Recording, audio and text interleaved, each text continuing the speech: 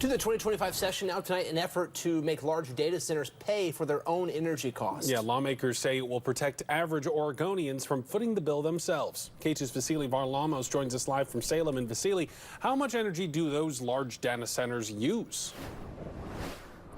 Yeah, according to the Citizens Utility Board, the average 30-megawatt data center uses as much energy as the city of Ashland. Larger AI data centers use as much energy as the city of Eugene in a single year. All that energy means more infrastructure is needed. Lawmakers want to make sure that Oregonians aren't footing the bill.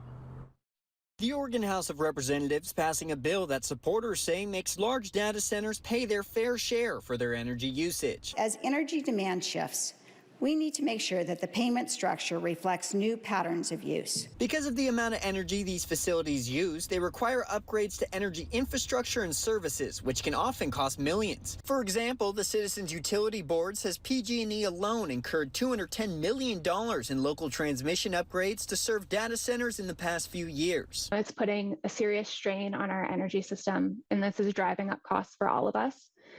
This problem's just going to keep growing if we don't do something about it. The bill would make the owners of these data centers pay for the upgrades themselves instead of splitting the costs with utility companies and the average consumer. The bill would also require data centers and utility companies to enter into contracts of at least 10 years. Sarah Walkley with the Citizens Utility Board says this is to make sure data centers don't abruptly leave the state. Ensuring that these customers are essentially like locked in for a certain amount of time is a protection mechanism to help ensure that if they were to up and leave, that we're not all having to then foot that bill. The bill passing with bipartisan support. However, some Republican representatives voted no, with one representative saying this is another example of Oregon being unfriendly to businesses. I want data centers to come here. I want Oregon to grow. I want to be a business-friendly state, and I don't see this bill getting us there.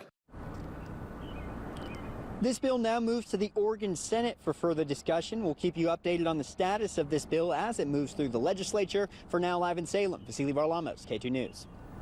All right, Vasily, thank you.